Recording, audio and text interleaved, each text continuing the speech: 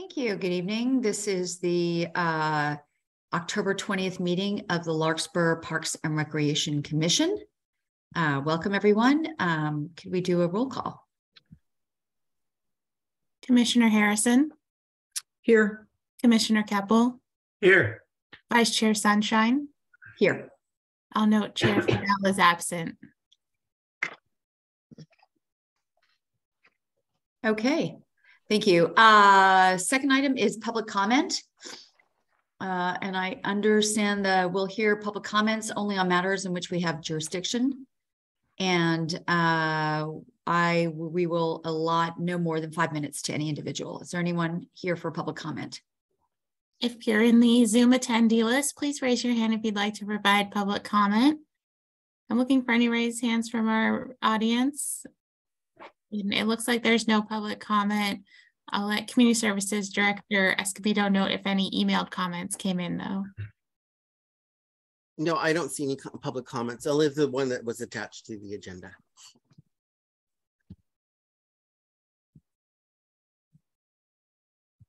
So, Allison, how would we handle the public comment that's attached to the agenda, the email that went into Chair Friedel? That's something you can just receive as the board or the commission. Okay. Do we need an action item on that? You wouldn't want to take an action on it. It's just for the commission to receive.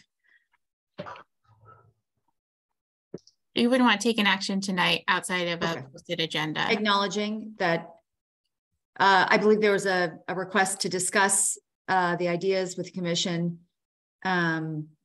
And I, again, Franklin, what would be your recommendation on this? I think the next meeting we'll put it on the agenda for discussion. Okay. So great, thank you. Okay, so next we have approval of the consent calendar, approving the minutes of April 21st, 2022. Is there a motion? I'll make a motion to approve the minutes. I'll second that. Commissioner Harrison. Aye. Commissioner Keppel. Aye. Vice Chair Sunshine. Here, yes. Okay, item 4 is the public hearing, protest hearing for the heritage tree permit application at 398 North Almanar Drive. And I pass this over to Elise. Thank you. I'm going to try to share my screen so you can look at pictures that I put in the staff report. Let's see.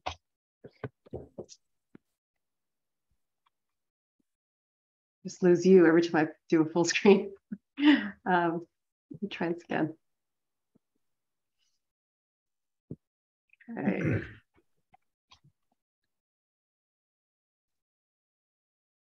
All right, are you looking at a photo, aerial photo, I hope?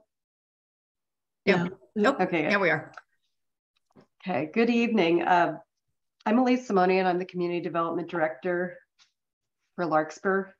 And I'm here to present the staff report for the tree removal request for 398 North Almanar in the Greenbrae area of Larkspur.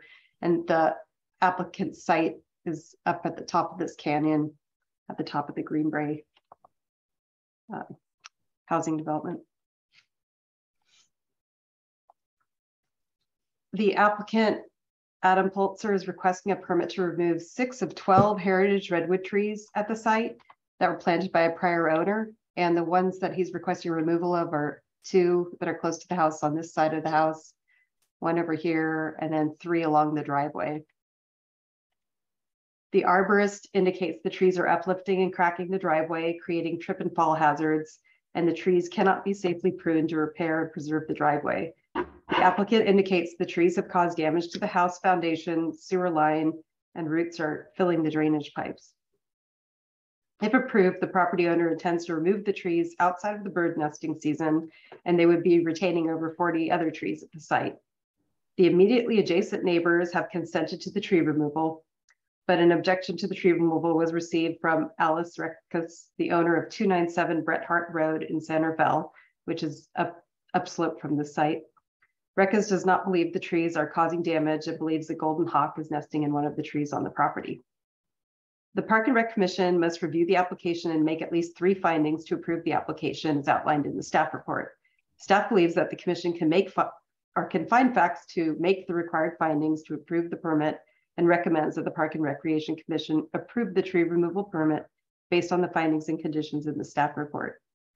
Alternatively, the Park and Rec Commission can deny the application and verbally state the required findings that cannot be made, or the item could be continued if additional information is requested. And this concludes my staff report. I'll just go through the rest of the photos. Here's, I believe it's the last one, showing some of the damage that's been done to the driveway. And you'll see just the size of the roots that are going underneath the driveway.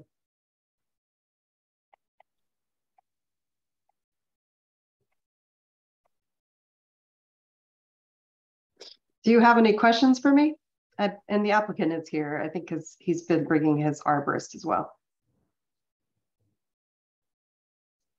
Commissioners, any questions for the applicant or the arborist?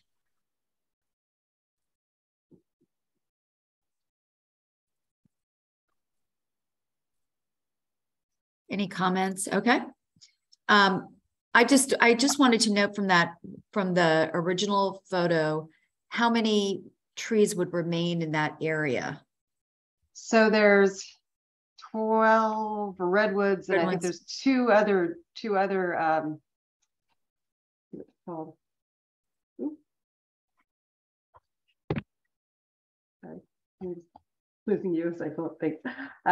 There's 2 cypress and then 12, or sorry, mine's showing 15 redwood trees, and then they're proposing to remove 6 of the redwood trees. Okay. Thank you. Is there public comment on this item? I'm looking for any raised hands from our audience members. And perhaps you'd like me to ask the applicant and his arborist to unmute to see if they have any additional comments. Okay, I'm unmuting Adam Politzer, and I believe Kent Julin is the arborist. Yes, can you hear me? Yes. Thank you, Commissioners. This is Adam Politzer. I'm here with my wife, Kristen. First, I just want to thank Elise and her team, and thank you all. I have been the city manager for the city of Sausalito for 13 years, and prior to that, I was a park and recreation director in Belmont and in Sausalito. And so I really appreciate what you all do as commissioners, and I know the challenges with getting a quorum. So I appreciate all of you. Just one little clarification there on the trees. There are 15 redwood trees, but we also have 2 cypress trees. There's probably 18 trees in the front of the property, but 15 of those are redwood trees. So that's, if you look at the site map, hopefully I've identified the majority of those trees. And then we're just looking to remove the ones that are visibly causing the most damage. And you can see in the report from Dr. Julin, and I've worked with Dr. Julin for years in Sausalito. He works in a lot of the cities here in Marin County, North Bay, so he's well respected. I know that there was some comments in one of the letters that made some negative remarks about him, which are not true at all. But I do want to just point out that, you know, the recommendation was to remove all 15 because of the root intrusion that's going on in our driveway. But we want to just remove the ones that we know are visibly making the damage. I know most of you have come and seen our home. And I think the pictures that Elise provided are also significant. But we did have 3 events. The winter where everyone experienced the massive rain just last year. We had significant water under our house because of the root intrusion. And that's really what caused us to reach out to Dr. Julin to come do the tree study for us and give us a professional evaluation. Then the second event, which was kind of worse for us, was we had a sewage overflow, and we just thought it was because we have old pipes or what have you. But when Drip Tech, who was the company that came out, did the sewer inspection, the roots, the tree roots from the redwoods actually crushed the sewer main against the foundation. So lucky for us, the sewer main was there to prevent it from damaging the foundation any worse, but it pancaked the sewer main. So all of the sewage came back up in the bathtubs, the toilets, the sinks, the kitchen. We basically had a massive overflow and had to replace the sewer main, and they had to remove the big giant root that had crushed it. And then, the third obvious, which is always a concern, and when the fire inspector Gruhl came over from Central Marin Fire, he was the second person I came to come look at the house, was the trip and fall. You can see the size of the root intrusion up and down the driveway, and that's the next big concern. So the trees that are the most damaging are there as you're looking from the street to the right of the house. Those two trees there are the most damaging. Obviously, we are concerned about bird nesting. There are no bird nesting in these trees, but what we agreed to earlier in the process when it was nesting season, not nesting season now, was not to remove any trees during nesting season. So now we're outside of that nesting season. You'll see that I responded to both neighbors that had sent in comments and invited them to come down. We did not hear from the neighbor on the San Rafael, in the San Rafael city limits. I think we all just recently heard, and I think it's in your packet, the response from our Green Bray neighbor upslope to the left of us. So I'm happy to answer any questions. In addition to Dr. Julin, Arbor Day, Tree Care, they're the tree service that are scheduled to remove the trees once you all approve it. Ed Evans, I believe, is also available. He's also an arborist and does a lot of tree work here in Marin County. If you have any questions of Mr. Evans or Dr. Julin, I'm sure they both would respond as well. Thank you for your time. Thank you very much, Mr. Pulitzer. Are there any questions from the commission staff to Mr. Pulitzer or Mr. Julin, Dr. Julin? Yeah, Mike. I have a question.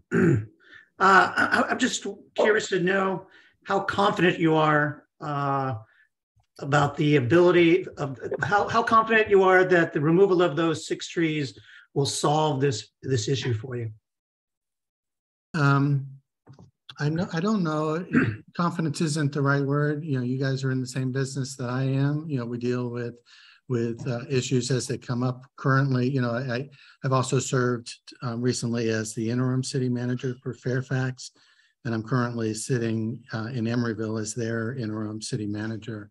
So these are issues that we deal with all the day. There's no certainty. I think from talking to Mr. Evans, the arborist from Arbor Day, that's why we thought, let's look at these 6 that are causing clearly the most issues.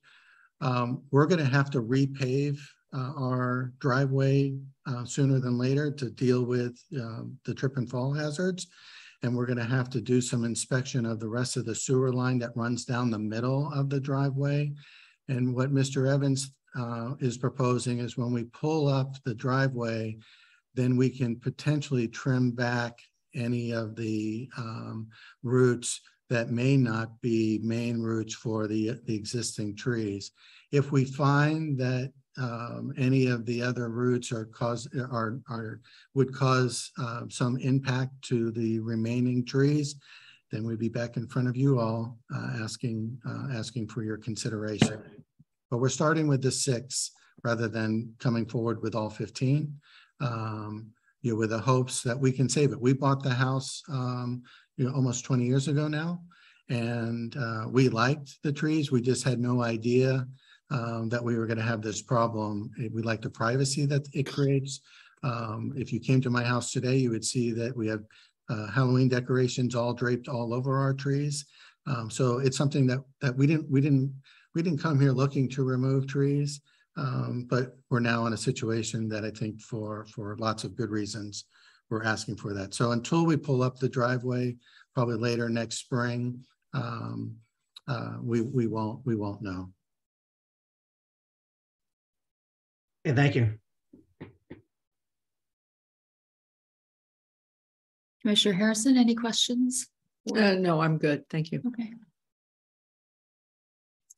I'm looking to you, Allison. Do we need to do another round out with the public, or can we vote at this time? And I apologize. I had a little connection interruption there. I'm looking for the appellant in the audience, and I'm not seeing a name that looks familiar. If the appellant is in the audience, and I apologize for Kent Julin. If the appellant is in the audience, would you please raise your hand? I'm not seeing a raised hand, so perhaps the appellant is not present to present, in which case, with no further public raised hands, there's no additional public comment. Okay, thank you. So I guess now we go to a vote. Is a vote aye to uphold the application, or no, or is it a denying the protest? Someone should make a motion to Right. approve it. You could make a motion if you want to follow the staff's recommendation, that you can make a motion to approve the application and deny the protest based on the findings and conditions in the staff report. Is there a motion? Do we want to have any discussion about this before we go to a motion? Absolutely. Well, if I may, I probably, like the other commissioners, did perform a site visit. I think that there's clear evidence of uprooting, damage to the driveway. There are numerous tripping hazards, trip and fall hazards. I can't speak to the sewer line, but it wouldn't surprise me if indeed there is some issues there. I think for me, there's a clear indication that we have ample justification to move forward to recommend that the applicant, Mr. Pulitzer, be allowed to remove those trees. And I'm open to hearing other commissioners' feelings on this, but to me, this is a pretty cut and dry case where the trees are causing severe damage, and it would be easy to justify the findings required to vote in favor of this. Thank you. Commissioner Harrison?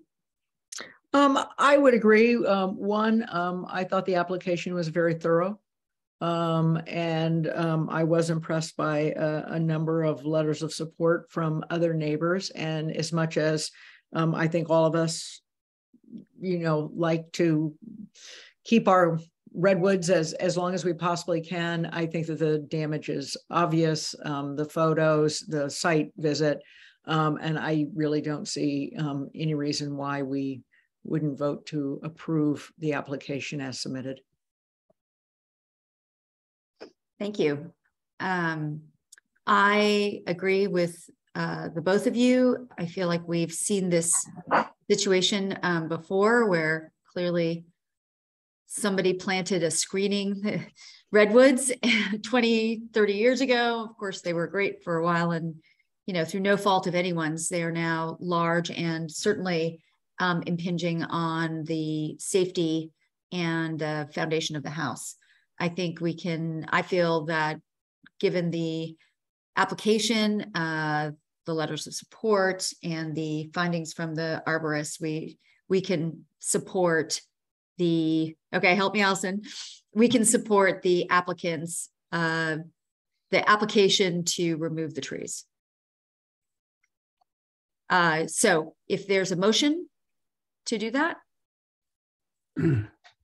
I'd like to make a motion that the Parks and Rec Commission recommend that the applicant be granted approval to remove the trees, the 6 trees in question. I'll second it. Commissioner Keppel, Aye. Commissioner Harrison, Aye. Vice Chair Sunshine. Aye.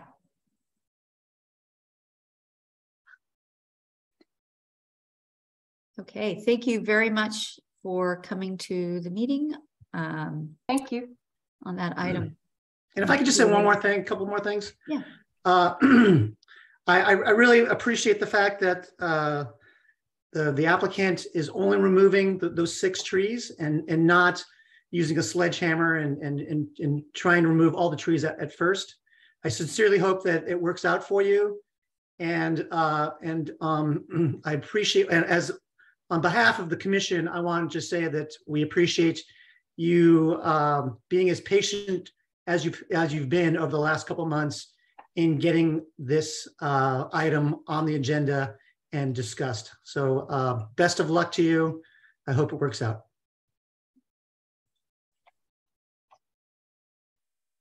Well said. Thank you, Commissioner. Okay, let us go on to our next items. We've got a Niven Park update from Rita. Good evening, everybody. Rita Schock here, Public Works Department Administrative Analyst 2. So wanted to give you an update about Niven Park. There's 3 separate little projects within the park that have been going on. 2 of them I have pictures in the update, so I'll talk more about those when I get to the update, but it's the park entrance area. There's a landscape planting area that's been completed, and then the picnic area is actually ongoing as we speak. But like I said, I've got pictures, so I will show, I'll talk more about that at the update. So I want to focus on the playground, that portion of Niven Park upgrade. So just to recap very briefly, it was right before the pandemic. I had done I did several town hall meetings, community meetings, not town hall meetings, but community meetings near Niven Park. Got, solicited neighbors, residents in the area, got feedback on what people wanted to see here. And then from those meetings did some online surveys, also made hard copies available for people that didn't want to go online, and got feedback. And so based on the feedback from the community, developed a scope of work, a project scope of work. So that included the things the most popular items or areas that people wanted to see improvement was the front planting area, the picnic area, and I'm talking about the picnic area across from the fire station, and then the playground. And in the playground specifically, they wanted to see improvements of the play structure, as well as a small expansion of the play area to include some places for families to sit and gather. And then fencing was another big request, mainly because of dogs running through the playground. So as at the end of last year, I started working with a landscape architect, developed a design concept.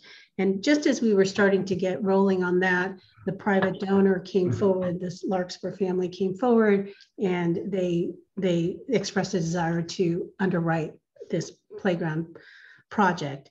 And so once they got involved, we went back to the landscape architect, and they talked about things. I told them that what my plan had been was to expand, and then they really got behind it.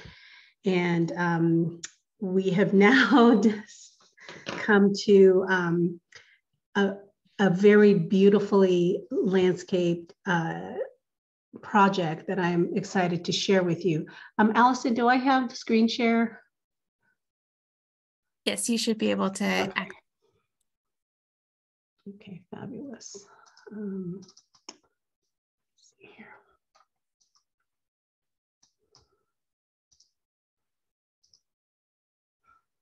Okay. So I'm going to start off with the project plan. So you would have gotten a link in your packet, and I'm just going to show a few pages of that. There was a lot of pages in here, but I just want to go over the pages fairly just the most important pages, and there's a couple that I want to focus on. So this first page is the overall view of the park. Up on the top is where Bon Air Shopping Center is. The park entrance is. Can you see my cursor? If Rita, I think you need to open up the Adobe. Just in your file folder. That file. Yeah. Yeah. Oh shoot. Okay, sorry. Let me try this again then. Okay.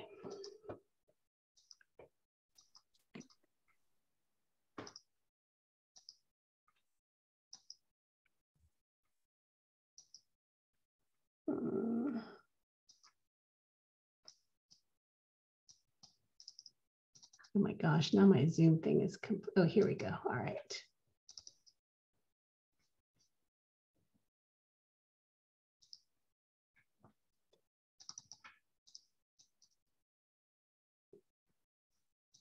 Okay, can you see this now?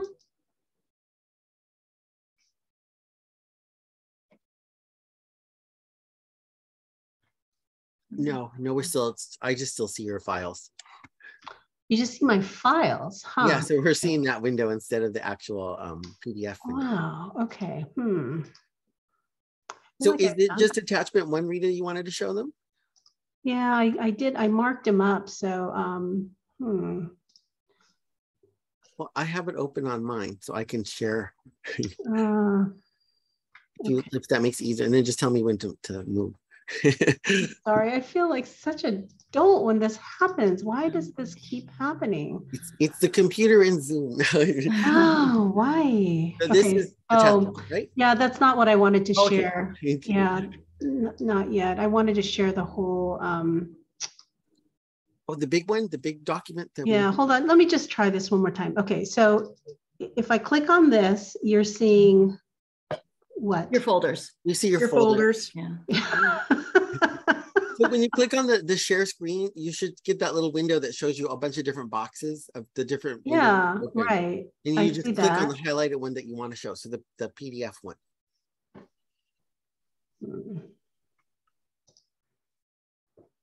Okay, let me just try this for a second.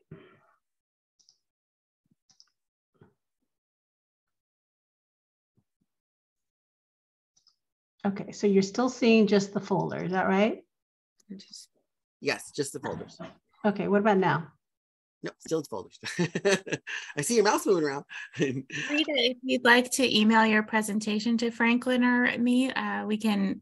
Okay. I have them. I just need to know which one you want to show. So I know you have them, Franklin, but I've marked up the one. Oh, yeah, the one that you have. So you have a different version now. Yeah.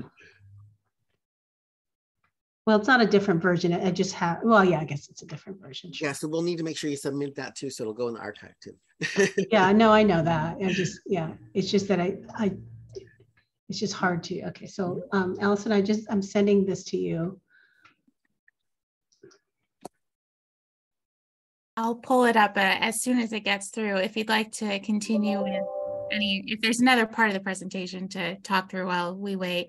Okay, that's okay. All right. So let me just go through so basically the playground is being expanded. Currently the playground itself is about 1,100 square feet.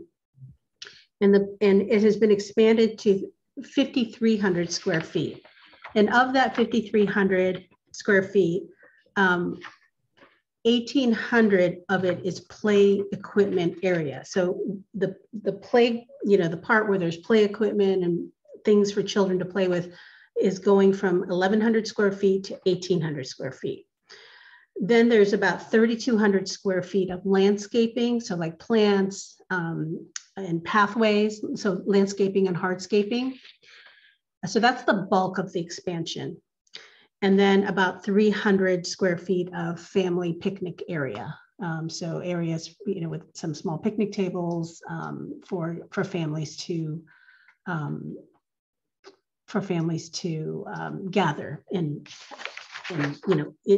the picnic area, inside the playground area, the footprint of the playground. So I'll just talk about the playground portion itself. I'm talking about the play area portion. So right now there's just a play structure, pretty basic. It's for 2 to 5 year olds. It's got 2 slides, a couple climbers. It's fairly basic. So what's going to go in instead? Franklin, do you want to pull up that thing that you pulled? Oh, did you just bring this up? That's Allison. So. I apologize. Okay. All right, that's fine. I have your presentation now. Okay.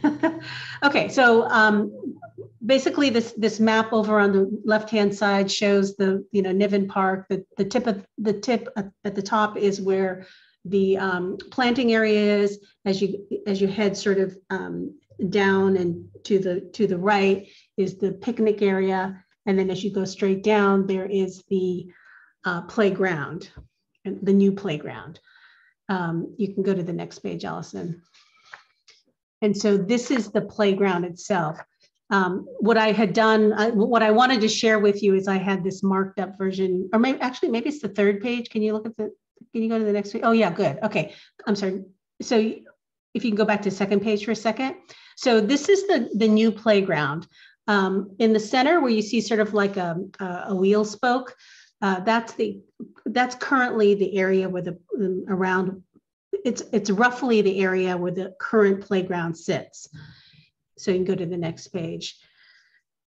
So now what's happening is anything that's inside this wiggly pink line, this is play equipment. So this is where we've gone from about 1,100 square feet to about 1,800 square feet.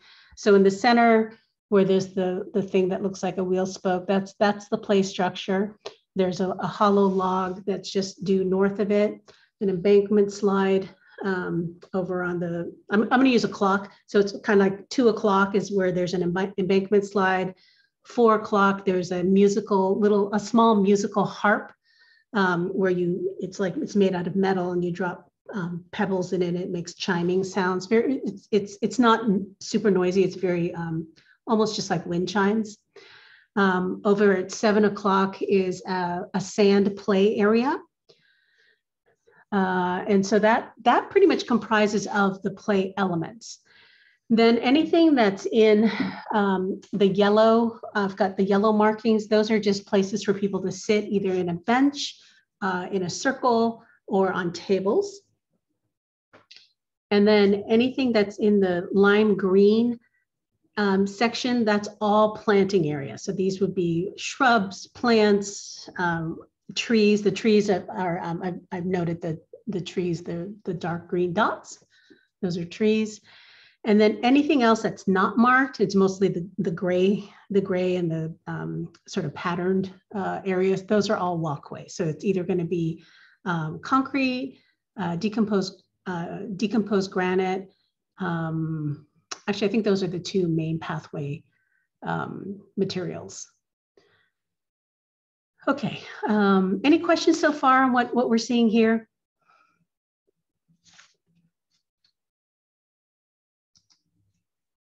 No?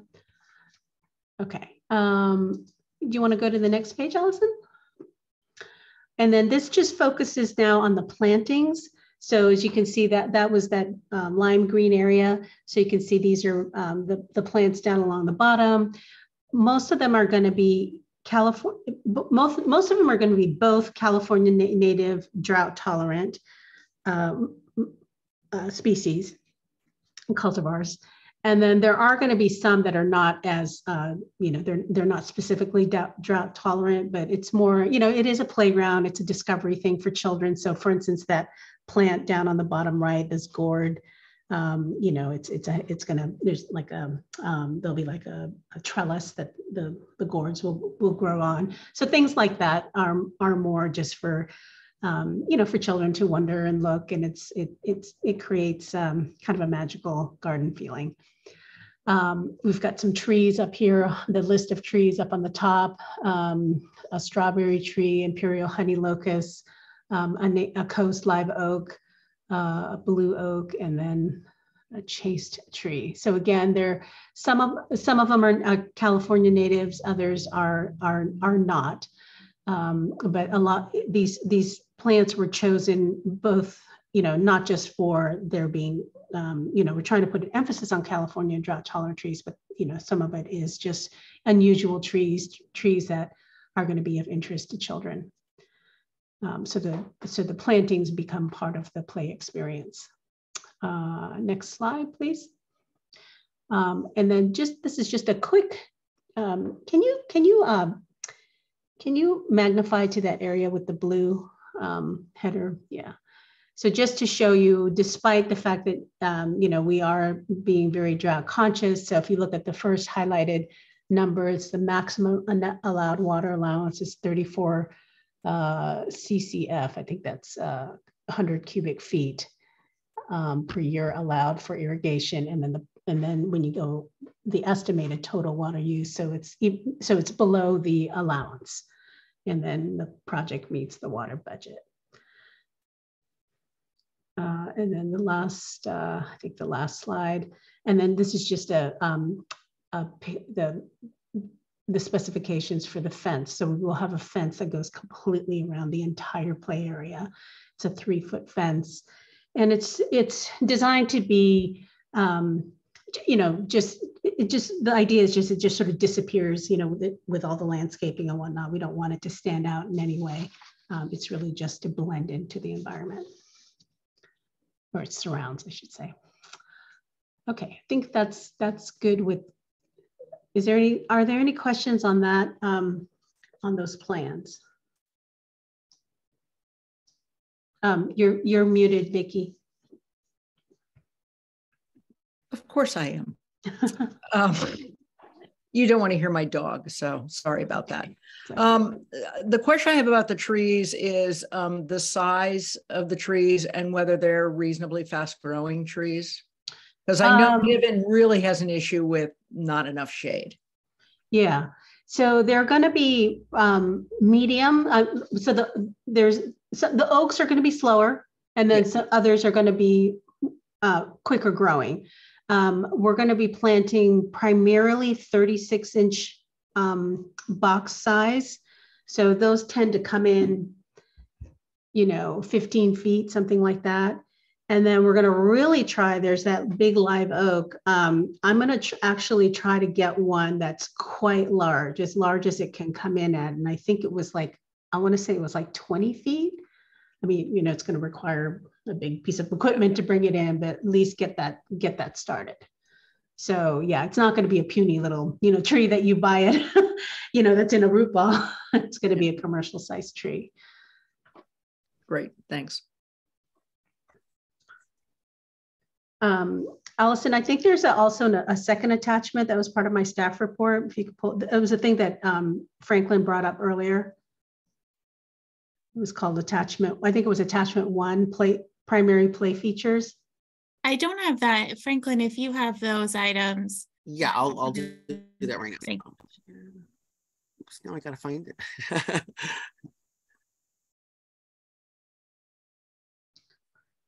So while Franklin's pulling that up, I wanted to just describe this playground is really being designed as a discovery nature-based playground. Palettes are going to be nature-based, nature colored. The materials that are being used are going to be either wood or stone or made to look like natural materials. So the crown jewel of this playground is going to be this play structure. So it's over on the left-hand side. It's completely made out of wood. As you can see, there's a slide, and then it's almost like you go into like a pod, and then there's climbing nets inside of it. It's slatted, so you can see through it. It's not a solid piece. And it is high. It does go up to 20 inches, 20 feet high, 21 feet high. But that's at the very, very tip of it. And as you can see from the photograph, it's not a solid block. So you'll be able to see through it. There's actually, if any of you have gone to the Tunnel Tops park in the Presidio, there's a playground there, and it's the same manufacturer. It's smaller. I think theirs is about 14 feet. And it doesn't have a slide. It's more just like a playhouse that you go into, but you could see what it looks like. And then over here on the right-hand side, you scroll up to the top there. So that's the sand play play equipment. And so it'll sit in a big bed of sand, and then there'll be accessibility. So a child in a wheelchair can go right up into it, as opposed to playing, alongside of it. And there'll be a water tap, but it's not like a faucet that a child would turn on. It goes up, you have to push it and then bring the water in, just so, again, being mindful of our drought and, water conservation efforts. Scroll down, we'll have a hollow log similar to the ones, the picture shown here is a small one. It'll be larger, it'll be more like the ones you see over at the Marin Country Mart by the Ferry Building. Next page, please. The embankment slide, a picture of what that will look like, and then the stairs over on the left, and then the slide on the right. And so that the idea of the embankment slide is that it's low to the ground, so it feels, it has a feeling of you're sliding down a hillside. And then over on the right, well, this little girl this is that musical harp I was talking about. So it's made out of steel. It's a custom-made piece. It's, and the donor is working with the artist. They're creating one just for this park. And you can see there's it sits on a bed of gravel, of pea gravel, and when the children put the rocks in there, it tinkles as it goes down. There's little pieces of metal, so it just makes like a wind chimey kind of sound. It's very soothing. This type of thing is actually really good for children with developmental disabilities, or kids that are maybe autistic, things like that, where there's a lot of, it's very tactile, and it stimulates audio sensors, not just, playing on a swing. Keep going down. There'll be a sculpture. It's towards the, so if the playground is sort of like a triangle shape up towards the top, there's a sculpture that'll go in there. And this sculpture is probably it's going to be about maybe 8 feet high. And that's actually a Lego. It's made out of Legos. And I think there's one in Legoland in San Diego. And so they're making one that's smaller for our park. And then different kinds of surfacing. There'll be some of the concrete surfacing. There'll be a stenciled line going through it with a little bit of some sayings that the donor will be coming up with some sayings, having to do with, this one just says, landscaping, your feet make steps, and just different sayings.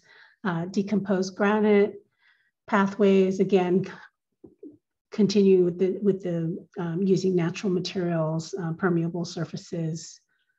There is going to be artificial grass. That'll be the main playground. This would be safety surfacing. So there's going to be cushioning underneath, and that'll go underneath the play structures and the embankment slide, anywhere where children can fall. It's for required playground safety. And then some areas with just the engineered wood fiber. I think that is it on that. So any questions on any of those playground equipment pieces? I have no questions, but it looks beautiful. Oh, good. Absolutely beautiful. Yeah, it's exciting. It's going to be really, it's a nature discovery garden, and it'll be spectacular. So right now, the way we're looking at it, we want to get this. If you guys are, if you feel like this is something that looks good to just forward to City Council for their approval, the plans and specs, I can get those approved and then put it out for public bid. And if everything goes according to the schedule, we'd like to break ground in. We're gonna have to wait until the rainy season is a little bit over, but probably February, March is what we'd like to see.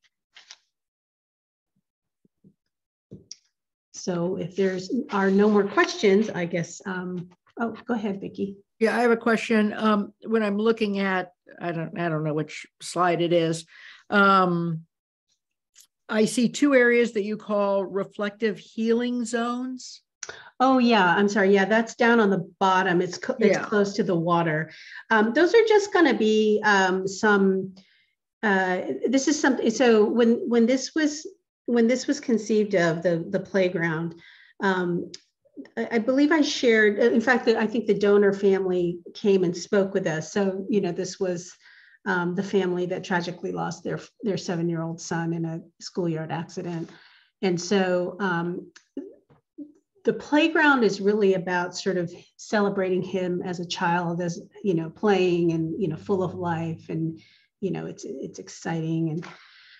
But they also the parents also wanted an area where they could come. They spent a lot of time in this area as a family, and so while they really they really want the playground to reflect the the little boy, his life, they also want a place where they can sit, if they're, where they can reflect on, when you're feeling sad and you want solace, they wanted a place where they could sit and just enjoy and, think about, be reflective. And so these two areas, the one area over by the picnic tables that are close to the office buildings, we want to just put a small rock wall very low to the ground, and then just a bench that looks over at Mount Tam. And then they also want to refresh the picnic areas over there, because all those tables are pretty worn, and so they would want to be replacing those. So I'll be bringing this forward at a different meeting. This playground is just so much going on with this. We're really just trying to focus on the playground first, and then the reflective zone can be in a couple months. I can come back to you, and when we have right now it's just ideas. We're just talking ideas and spitballing, and so there's not a whole lot of substance to show. But that's really the point of those two areas. So nothing's really been designed yet. It's just conversation right now.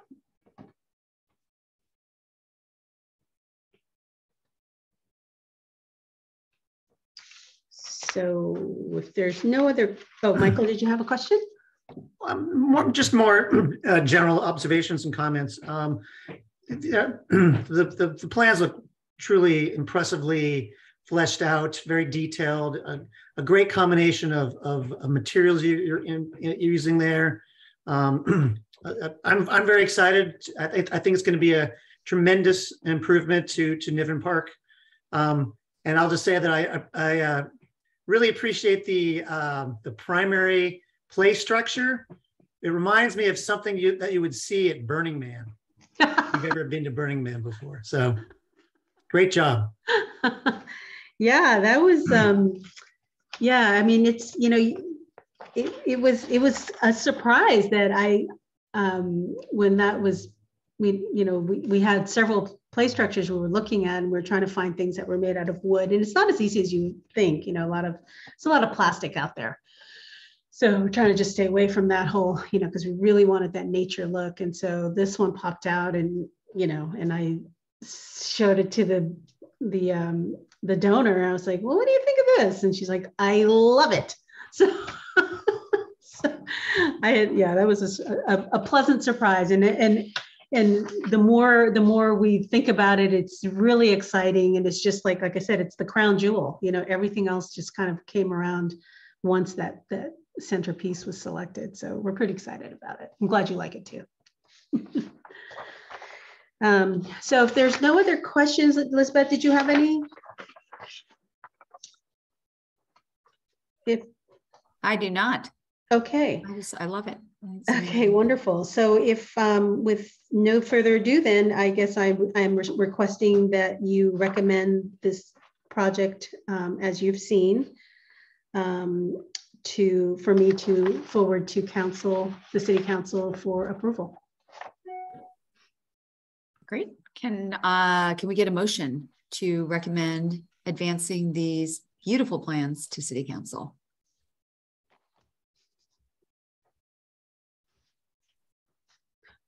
Vicky, I think we need you off. Take yourself off of mute again there, Vicky.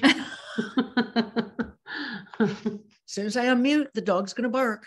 I would make a motion that we support and approve the plans for Niven Park as submitted. They were quite beautiful. Thank you. I'll second that recommendation. Commissioner Harrison, Aye. Commissioner Keppel, Aye. Vice Chair Sunshine. Aye.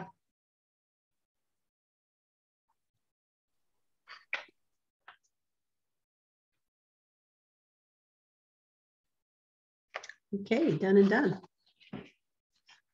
Sorry, everybody. I'm just pulling up the agenda. For some reason, it went away on my screen. Here it is.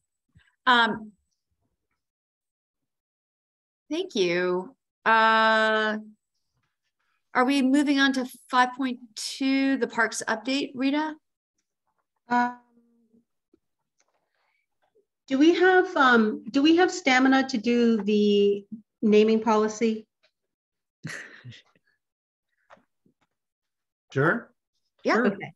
I will name that I have a flight to catch later on tonight, so I have until about 8:15. Okay, I think that'll be fine. Okay, all right. So item number 2, this hopefully is the finishing up of the naming policy. Just as a reminder, last 2 meetings, when this was first brought up, the things that we discussed and then agreed to were the importance of care and thoughtfulness when selecting names for city parks and facilities, since public sentiment and cultural norms may change over time, and a naming policy is the result of careful and deliberate consideration that may be helpful in mitigating controversy in the future. You expressed a preference for park names to reflect local geographical, geological, astronomical, and nature-inspired, i.e. flora, fauna features.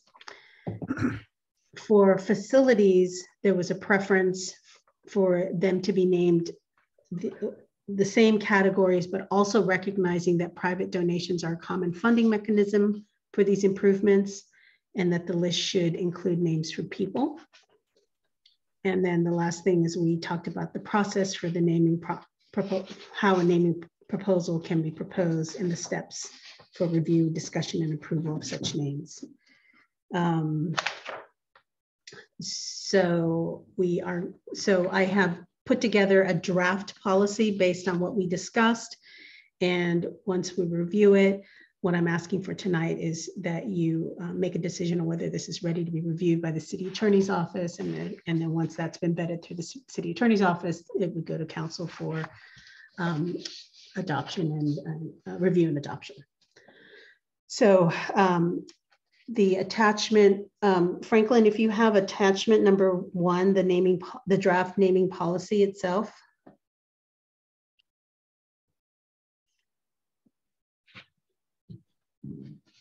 It's coming up right now, so hang on a second. Wrong window. Uh-oh. Why is it not popping up? Did you all have a chance to review this? I mean, I know we've, okay. Yeah.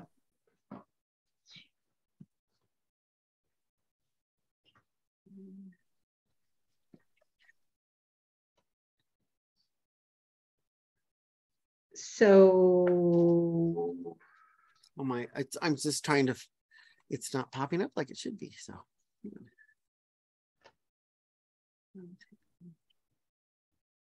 I'll just read the first section because it's not that, I'm not sure that we actually have to have the document in front of us. Maybe some of you have them on your computers, but the section 1 is the purpose and application of this policy. So basically this policy will be on, on our website, and then somebody can pull this up. And so we want to say what this document is.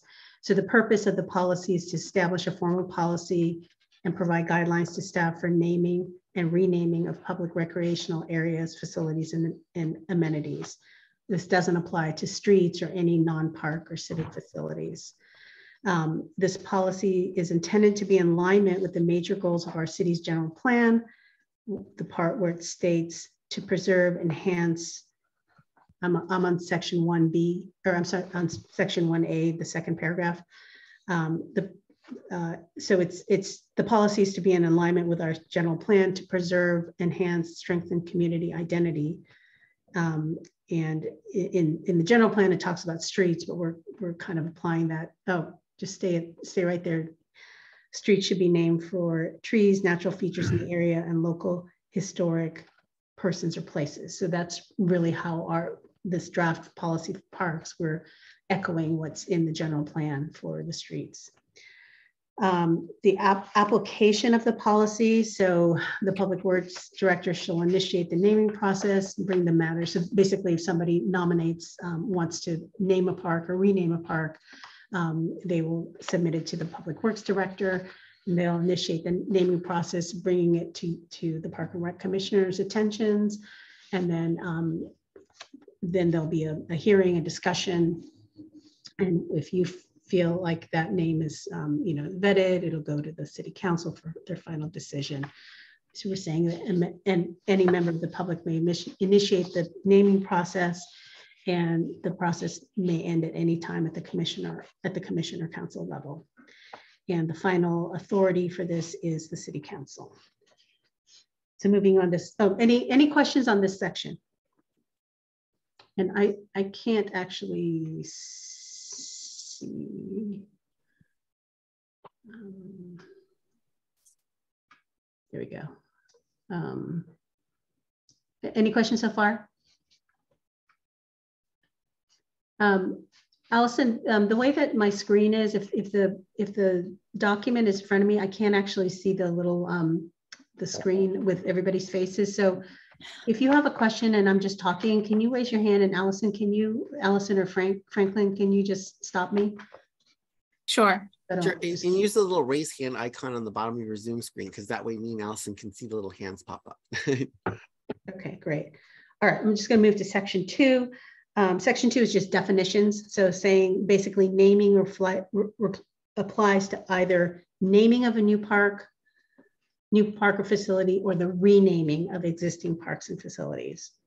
The definition of parks is real estate owned by the city for recreational uses, and then facility is the term that is used to refer to things within a park. So it would be, whether it's like a playground, a picnic area, sports field, a garden, what have you, a meeting room, and then miscellaneous amenities like trees, benches, fountains. They're not going to be really named, although there's, I'm just defining what these things are.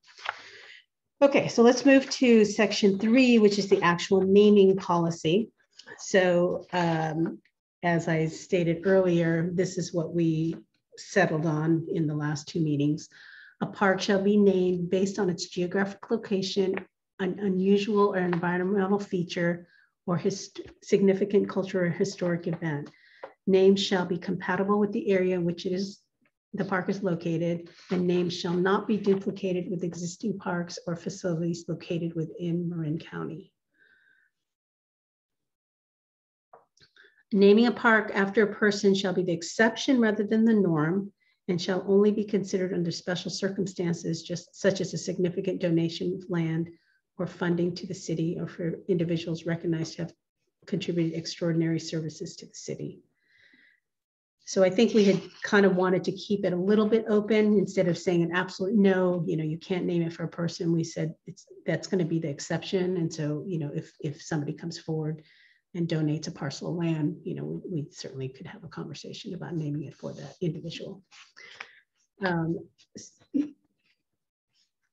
Number 3 is parks shall not be named for organizations, including service or community-based groups, associations, businesses, corporation, etc., regardless of their level of monetary, next page, Franklin, monetary property or service contribution. The naming convention described in section 3.8.1 shall be observed. So I had this question for you, for the commissioners. Should we add this? The city may choose to recognize a group or an organization then with a mayoral proclamation. Is that necessary to add?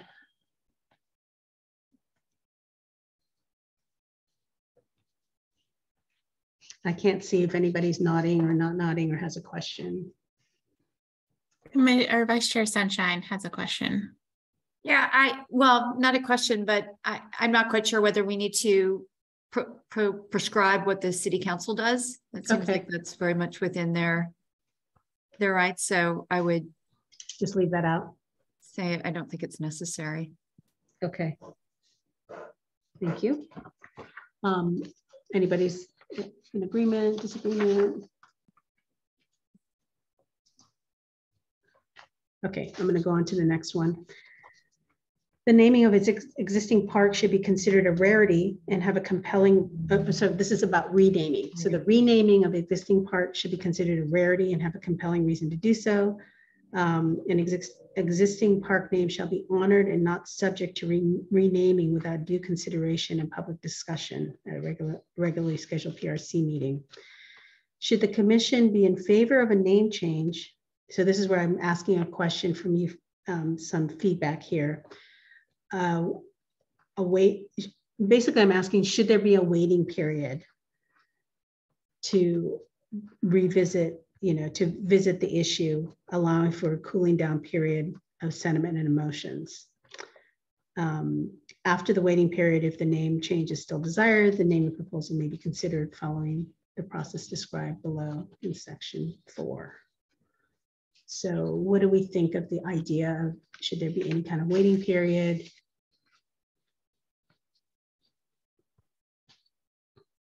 I'm in favor of having a waiting period, but 12 months perhaps is a little long. Mm-hmm. Maybe 6 months would do it for a possible cooling off period to make sure we're doing the right thing. But it seems like a year, that seems a long time to me. Okay. Yeah, I like the idea of a waiting period as well. The length of time is, I'm open to either. I think minimally it should be 6 months. Commissioner Sunshine?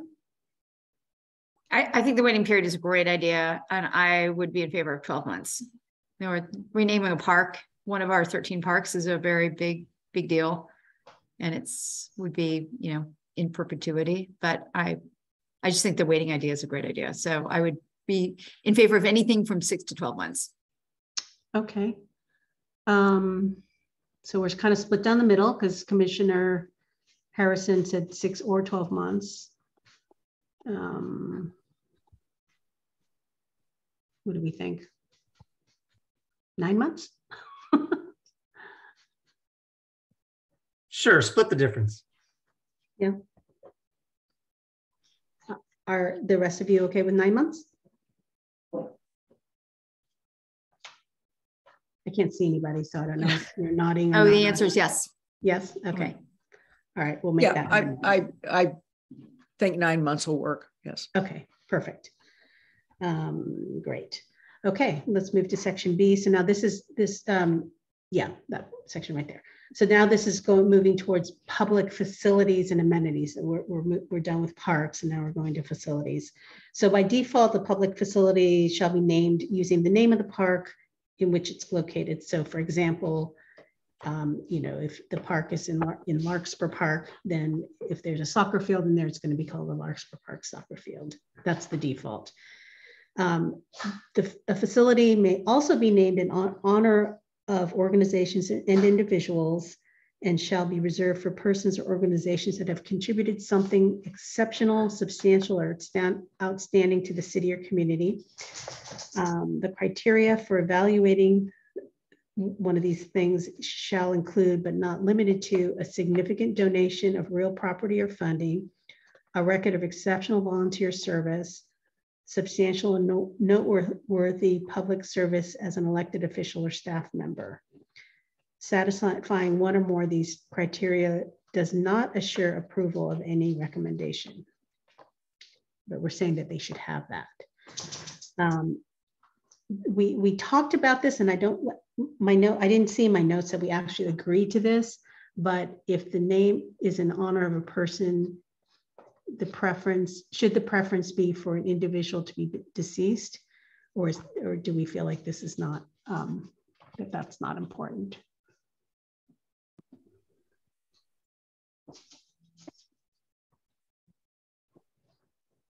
Go ahead, I've Mike. raised my hand. I personally, I don't think that there should be a requirement that the person be deceased. If someone has truly done something exceptional and they're still alive, I think it's a fine way to recognize them while they're still alive. Okay. I agree with Mike. I think it might limit us a little bit too much. I think you put in a lot of caveats on under what circumstances this could happen. Okay. And we just, yeah, it would limit us if in the future somebody who we don't know comes in. Somebody. Yeah. Okay. Commissioner Harrison, what do we think? Yeah, I know that this is something that a lot of cities and counties and so on and so forth take into account when they are trying to decide what to do about naming something after a person. And I do know a lot of them default to the idea that the person should no longer be with us here on Earth. But I think that some of this is relying on the thoughtfulness of those people that are making the decisions that ultimately would be the city council. So I'm okay with not dictating it. Okay.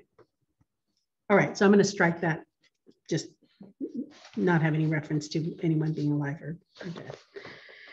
Okay. In the case where an existing named facility is demolished or decommissioned, the name given to such a facility shall be discontinued unless otherwise decided by the city.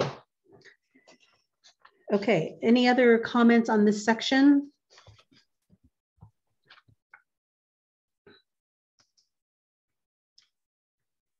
Okay, all right, so section 4, we're almost there.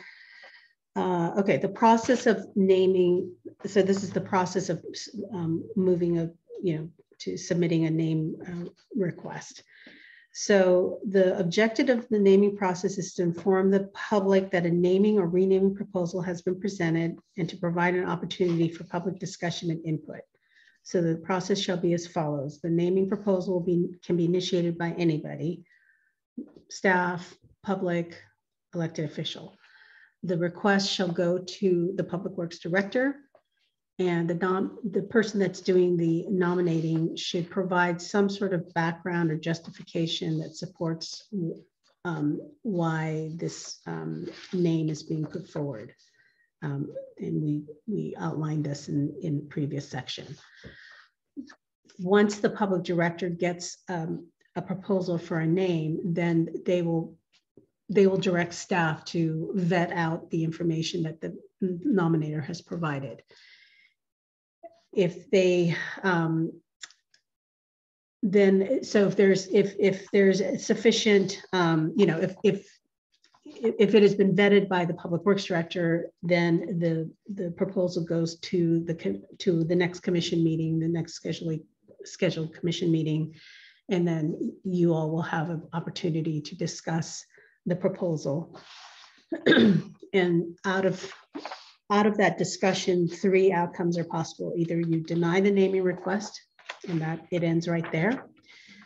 You may want more information and kick it back to the nominator for whatever other additional information you want, or perhaps well, this part of the name is okay, but so there's some sort of modification request, or you approve of it and then it goes to the city council. Once you have, if you have recommended it that it goes to city council, then it'll be put in as an agenda item, a business item that'll be open for discussion, and then they will review the proposed recommendation, conduct their own, provide public commentary as prescribed in the city council rules, and then they'll vote whether or not to approve or deny the named proposal. And once it's been approved, then it'll be designated on maps and records. We'll have new signage. And yeah, so that's the process. So any thoughts, comments on this section? Mike's got his hand. Yeah, if I may, just the item A.1 regarding the naming proposal, who can initiate.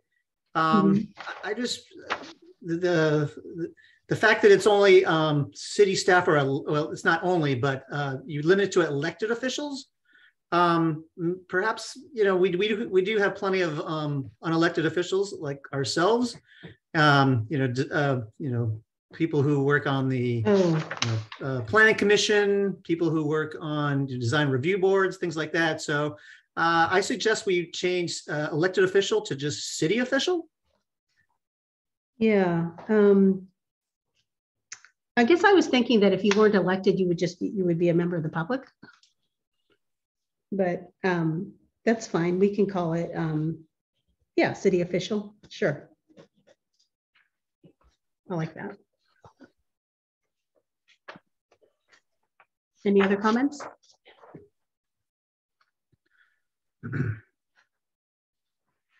Okay, I'm going to move to the last section, miscellaneous. When undertaking a major park or a major renovation or a new construction, the city may choose to engage in fundraising campaigns to provide financial assistance to fund various amenities such as playgrounds, etc. The policy allows for the Public Works Department to establish naming opportunities and level of sponsorship, which may be publicized as part of the fundraising campaign. And I'm sorry, as I was reading this, I want to add in there that, before the policy has been established, we will run it by the PRC first.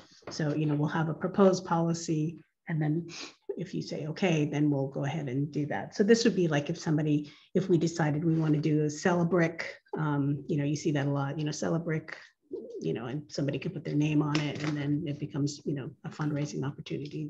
That's the type of thing that's being discussed here.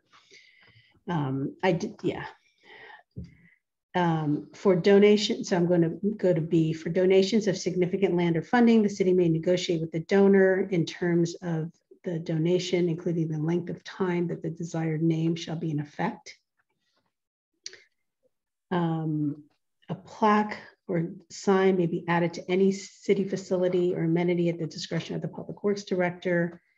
For requests by a private party for dedication, memorial, recognition, the proposed wording, imagery, or content must be submitted to the Public Works Director for consideration and approval. If denied, the party may appeal to the commission. We'll have the final say. And then finally, in the case of an existing name facility is substantially renovated, demolished, or decommissioned, the name given to such a facility may be discontinued unless otherwise decided by the city. Any associated recognition items may be removed and retired at the city's discretion. Any comments? Questions? I had a question.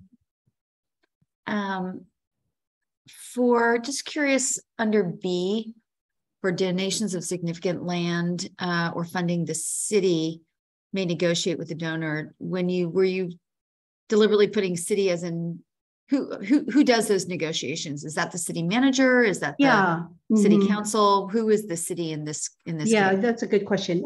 Yes, and when I say the city, I mean, I am talking about the city manager. I mean, it's usually the city manager and the public works director are conversing about this. So for instance, like with the playground, the Niven playground, it came up that, if the Quambecks are, for the Niven playground, I mean, this project is going to be, it's a substantial financial input. So, I'm estimating this project may cost, $700,000, $800,000. So in a situation like that, the donor is going to want some sort of assurance that 5 years from now, the city does not just decide, oh, we don't like this playground anymore. We're going to tear it down and we're going to put a library there, for instance. So this allows us to be able to say, for this playground, recognizing that you have put this financial investment in here, it is, we will promise not to, remove it for 10 years, something like that. So that's the language that allows us to do that. So that would probably be in like a donor agreement or something like that that's negotiated. Okay, and that would be, so I'm just trying to think through how the steps, so say somebody initiates an application for a naming opportunity, and has comes with a funding, some kind of funding source or funding agreement.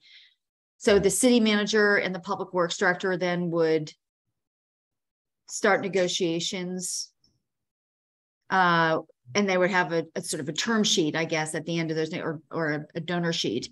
Right. Does that come to the Rec Park Commission at all, or does that go to the city council for approval? What's the step there?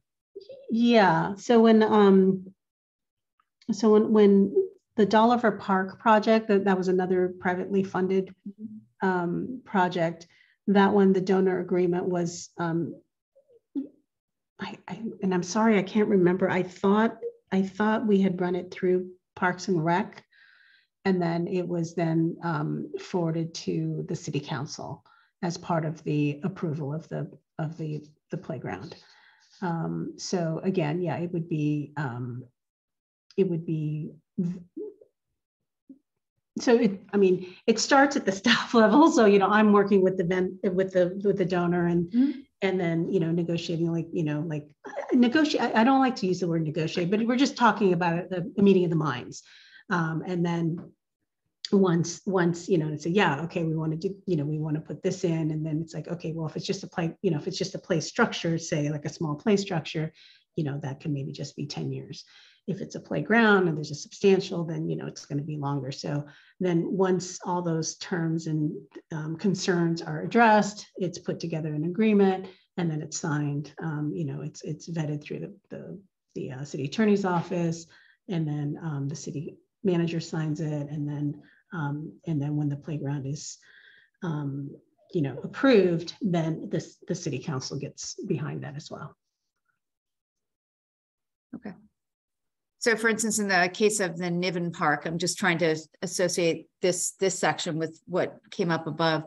Just as an example with Niven Park, I mean, you've just given us briefings. We had an opportunity to weigh in on the various program elements, but the discussions that happened with the donor family prior to that, we didn't know anything about, or we were not aware of until you had a plan.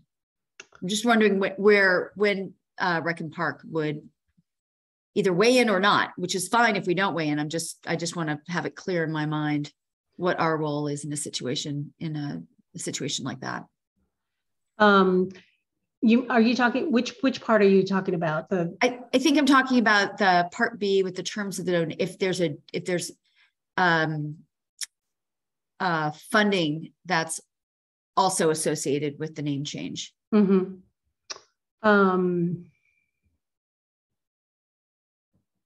Yeah, so that's actually, so it doesn't, that part of it doesn't really go through the Park and Rec Commission, because it's let's see.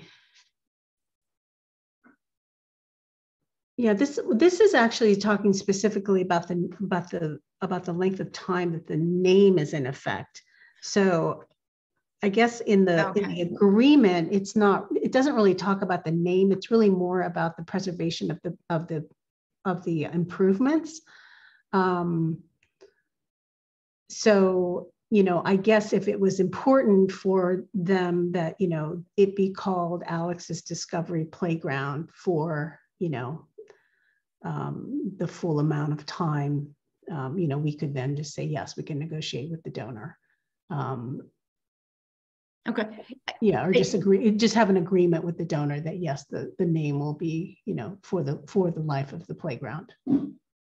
I guess I'm just, I'd like to just understand or confirm that the results of that, for want of a better word, negotiation, are not something that needs to be approved by the Rec Park Commission. No. It does not come to us, and it sounds like it doesn't go to the City Council either.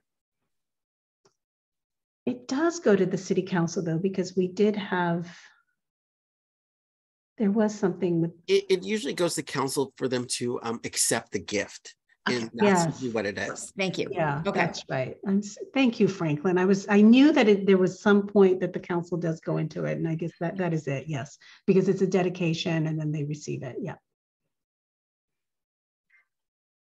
Great, thank you. This is not a gotcha, Rita. I just try to. No, it's no. Yeah, no. I was like I said. Yeah. I wasn't thinking it. I was just like, wait a minute. I know that we were doing something and I just couldn't come up with it. So sorry. That's my. Okay. But other than that, I have any other questions, or are we good with this? I'll make the changes that we discussed just now. Vicki, you've got your hand up. Yeah. Kind of piggybacking on what Elizabeth was saying. We have a process for naming parks that does go through the commission and the City Council, right? Yes. So then this next section that talks about when a naming request or the length of time a facility remains unchanged, it seems to circumvent the naming process that's identified previously. I'm sorry, which section are you talking about specifically? Okay, section B. Okay. Where the city may negotiate with donors the terms of the donation, including the length of time that the desired name is in effect. But up above, there's a process for naming parks and public amenities. So section B is just talking about the length of time. If this is a problematic clause, we can get rid of it. If it's, it's kind of sounding like this is like, well, it sounds like if B really has to do with how long a donated facility remains as it was donated, then it would seem that we would want to change the length of time the desired name shall be in effect in B. It's really how long is a volleyball court going to remain a volleyball court? Could it eventually be transitioned to a pickleball court? And my only other suggestion was, I know that you had a little bit of a reaction to the word negotiate, and maybe it should be the city may work with the donor regarding the terms of the donation. Right. Yeah, I think I'm starting to feel like this specific clause does it add anything? Maybe it just adds, to me, it's kind of just adding confusion. Like clearly, you know, I mean, Elizabeth's like, what does this mean? Because I feel like there's enough in here saying that, you know, the naming, I mean, there's enough of a process that this feels like a little bit of I don't know, coming out of left field thing.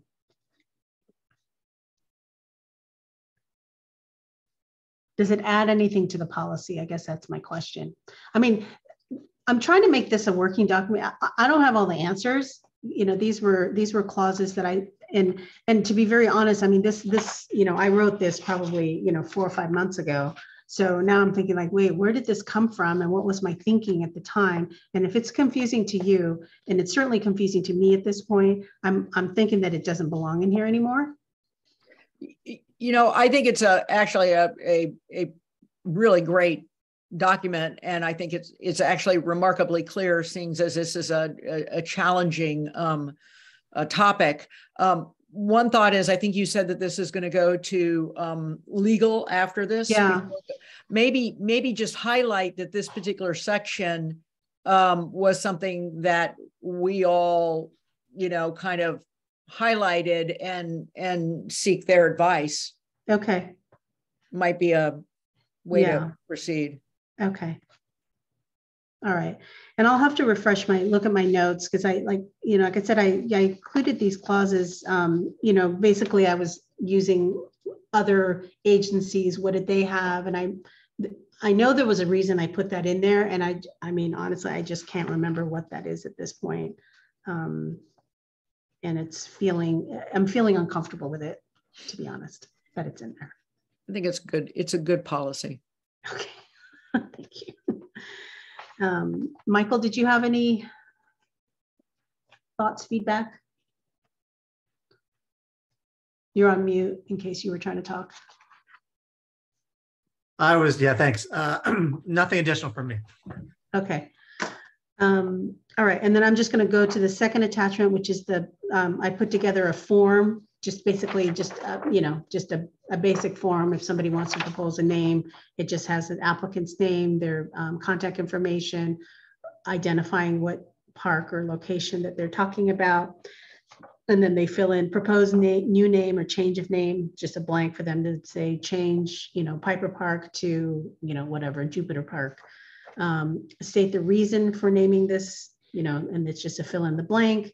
And then if they're naming it, they want to rename it or name it for a person, then, you know, they can check any of these boxes below. It's because it's a significant donation of real property, significant donation of funding, record of exceptional volunteer service, or substantial and noteworthy public service of an elected, or just wait, what was it, Michael? Not elected, but just city official? City official, sorry. City official or staff member. Or other. And then just instructions on how to submit the form, directions on how to submit the form. So if there's anything that you feel is missing off of here, or is there any confusion on the form? Pretty straightforward, hopefully. Okay. Okay, so that is that. And I guess at this point, are we ready to, I'll make the changes that we discussed, like things like the city, putting it as a city official, and putting in the cooling period, time period. I'll make those changes. And if you're okay with it, then I will, if I could get your recommendation that I forwarded to the city attorney's office, and then it goes to council as a agenda item. Great. Do we need to hear any public testimony on this? This would have been the time. Okay. I mean, if anybody had anything to say. Yeah. Okay. I just want to make sure we're following the rules. No, I think we're. Is there discussion amongst the commission for doing this? Okay. I just want to say, Rita, that where we started with this discussion months ago. And where we've ended up is so extraordinary. Okay. Thank you. I agree with Vicki. It's a very clear document. I read it through. It seemed like it just answered all the questions.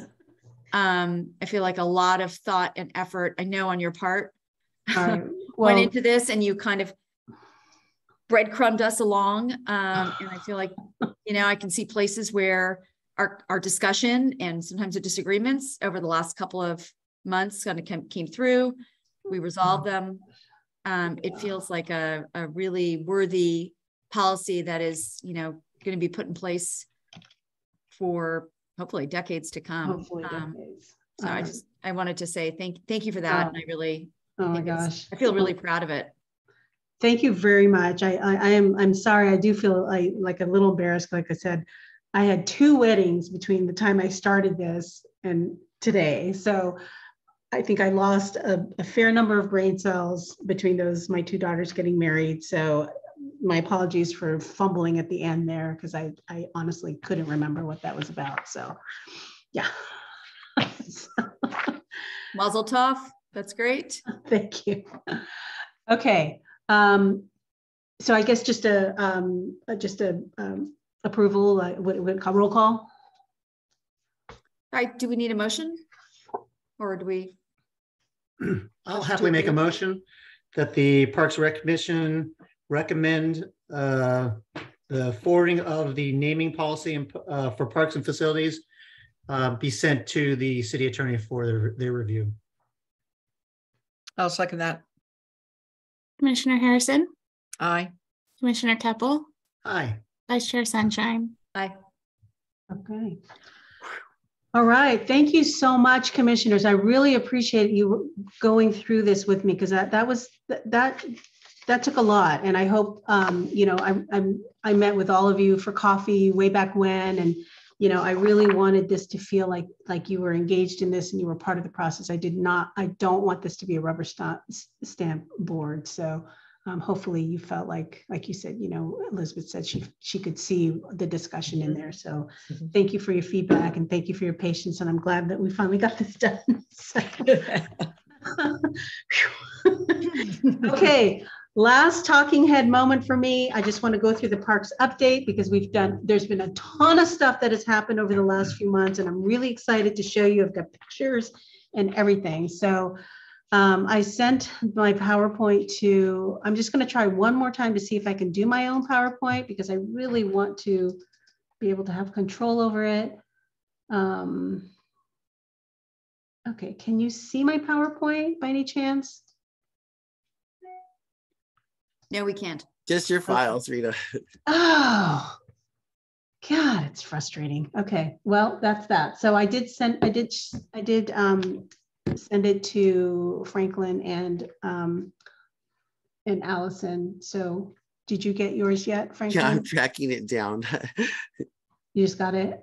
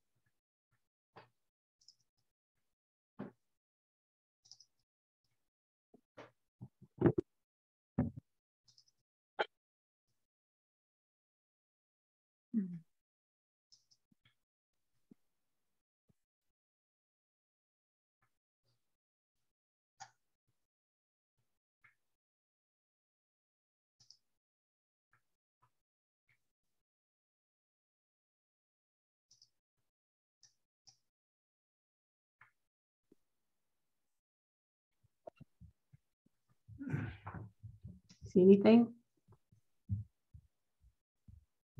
Presentation. We see the presentation. Oh, you do? Mm-hmm.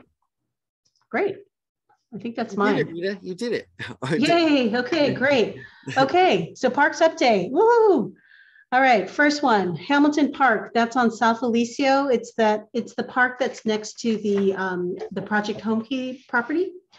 So the poor picture, you can see the main thing with this park is that it was just in really, really rough shape. The asphalt was completely degraded. You can see it's just crumbling. So the whole asphalt, there's a perimeter path that goes around it. That's been completely paved. It's amazing what a difference that's made. And then our maintenance guys fixed some of the irrigation that was messed up. And so we have some green grass now. So it's just like this beautiful respite because, you know, if you go down South Aliso, it's all office medical buildings and condos and stuff. So it's really nice to have this beautiful green spot. You can see the picnic tables there. Those are, I just received delivery of those this week. So those picnic tables are being replaced. I also received delivery for a new fountain that's being replaced. It'll have a dog bowl at the bottom of it. And then, can you see my cursor? No. Yes. Yeah, there it goes. There Yes. it is. Okay. Yes. Okay, so that ugly box thing, that houses our irrigation, like all the irrigation and pipes and stuff. So I had this young Eagle Scout candidate approached me and asked if I had any projects. And I said, hey, if you want to do something with that, you know, have at it. So he's actually going to replace that box. And then where the benches are right now, instead of having the benches face that ugly box, they're actually going to, the backs of the benches will be against the boxes. And that way people can sit, look for their buses as they come in or rest or whatever, but they're not looking at that ugly box. So that's going to be a nice big upgrade. And then the park, so the fountain and the tables and such will be installed over the next couple of weeks. So it's just kind of our maintenance guys have to get to that. Okay, Niven Park. So as I mentioned earlier, the two sections besides the playground that were that people had identified as they really wanted to see some upgrades was the front planting area, which you can see is just a scruffy, just a nothing area before. We've planted it with some beautiful California native drought tolerant plants. This picture I think is probably about 2 months old now. You should go by and look at it. It's beautiful. We'll be putting in one of our new park signs that the new design that we have. It's under fabrication. We're having materials issues, and so it's just taking a long time for the sign to be fabricated, but it's almost done, and that'll get installed. So that's a beautiful entrance to the park. It looks really nice now. And then this is the picnic area that's across from the fire station. So anytime you see heavy equipment, I get very excited because that means there's work happening. So that's over on the left-hand side, that's the before. And actually that picture is really beautiful. That was taken probably about 15 years ago. That's when that picnic area was first done. It looks terrible now. It's nothing like that anymore. But what's happening now is it's being graded, and then we're going to be putting in some concrete and colored concrete that's going to have some design to it. So it'll be super flat, super ADA. The water will just drain off of there. It won't be, because in the wintertime right now, it gets soggy and muddy, and it's just not a fun place to be at all. In addition to that, I'm going to be replacing the tables, chairs, and then I'll also have a bunch of trees going in here. About 12 trees will be planted all in this area. So my vision was you drive up to the park, there's this beautiful planting area, and then over on the left is like this grove of trees. You drive over and you go, oh my gosh, it's this beautiful picnic area that's all, it's going to have a lot of shade, Vicki. Thank you. Okay, so this is what's going in.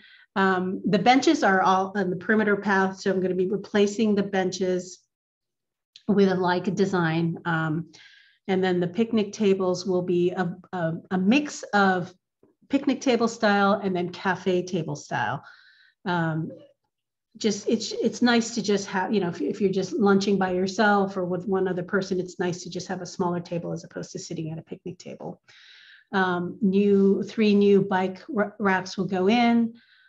the silver, kind of the silver of the bike rack, that'll be the metal accent colors of the tables and chairs. The photos that are shown are just from the vendor. And so, but ours will have this kind of a textured silver. So it'll be very pretty and sleek. New drinking fountain, not purple, it'll be blue, but it will have a pet bowl, because right now, if you walk by Niven, there's always a collection of plastic pet bowls there. And then one of the things that I've been really working on is, or just wanting to let you know, I'm really trying to be responsive to the community input that I get. So, these benches that I discussed earlier, one of the things that came out of the surveys, all the surveys that I did, people like the benches, but they like the design of the ones that are there, and they're hip again, they're kind of retro. So people appreciated the fact that originally I was thinking of just cleaning the frames and, and just reusing the frames, but they're in poor condition. But people said, hey, I really like the idea. I like the fact that you are reused, it's going to be the same design, because people do like that design. Rita, just a heads up that we're going to lose Lisbeth in a couple minutes because it's almost 8:15. Okay. All right. I'm almost done. Okay. Okay. And then I'm going to do, so the drinking fountain, like I said, people wanted the pet bowl. And then, and then the bench donations, I was able to get all 6 benches donated by people by putting up signs, creating a bench opportunity. So that was provided for them. So it basically we're, the donations are paying for those benches. And then all of these benches, and you can see all the slats, there's 6 tables and chairs, 6 tables and cafe tables and, the tables and the chairs, and then the benches, a lot of slats. So I thought instead of having our maintenance guy do it, I'm launching a community build event on November 17th. People bring their screwdrivers, they can help assemble. And then once they're assembled, our guys can install them. So that if you walk around the park, you'll see a couple of those signs set up at the park. And then I just put this in here, but we talked about the Niven Park playground earlier. So just for updating. And then the last thing is Dolliver Park, met with the contractor. We're going to start November 7th. That playground will break ground. And then Greenbrae School Park, the old metal climber from there is going to get put into Greenbrae School Park. So that's part of that whole scope.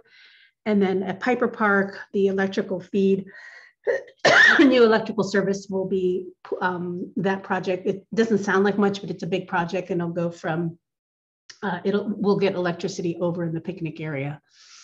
And that's it. So that's it for comments and update. So any questions or anything about that? Real quick. Yes. The entrance looks fabulous. Great. To Niven, and I think putting up the little sign that says that they're native plants was a fabulous idea. Oh, good. The only question I have at all is if you look at that photo, there's an old sign that says park and ride. Okay.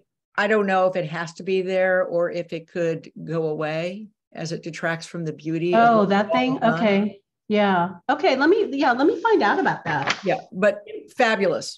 Wonderful. Okay. Yeah. I don't know where Commissioners, excuse me, I have to leave, but I don't think there's we won't have quorum once you leave, so we'd have to adjourn. Well, there's not, this is just an update, frankly. So, we don't need quorum. Yeah. I'm hoping that folks can give their commissioner reports. I apologize. But if I don't get to the airport, or I won't get to the airport. Is that all right? Okay? Thank you, Allison. Bye. Bye, Liz. Hi. I'm sorry, not Allison. Elizabeth. No, we do need our quorum to continue the meeting. So, oh, I see. Got it. Luckily, I think we finished most business items. Yes. So we're in a good spot to end now. Okay. We'll see you. I'll see sending an update to everybody, and I'll be on vacation next month. So Nick will be running the meeting next month. We'll be here with you. So, thank you. You guys have a great evening. So. Okay. Thanks. Rita, great job. Thank you. Thanks, Okay. Rita. You did an awesome job, Rita. All right. Thanks. Bye, guys. Bye.